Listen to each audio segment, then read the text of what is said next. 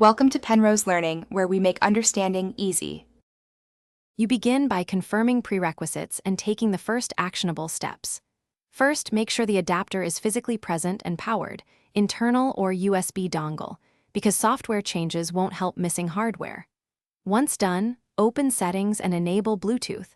On laptops, verify airplane mode is off.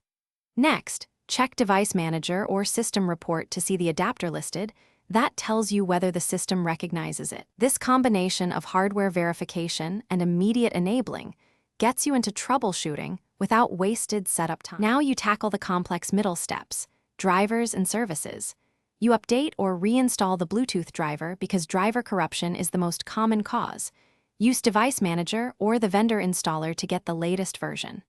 Once updated, restart the Bluetooth support service on Windows or reboot the Bluetooth daemon on Mac OS.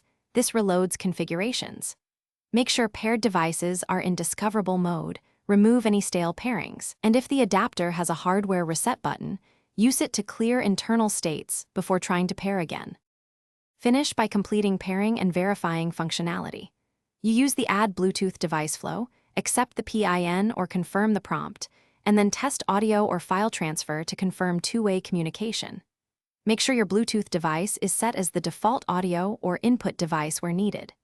If things still fail, run the built-in troubleshooter, roll back drivers, or boot in safe mode to isolate software conflicts.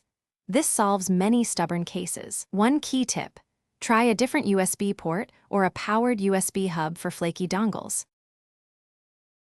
Thanks for watching. If this was helpful, leave a like and consider subscribing. See you next time.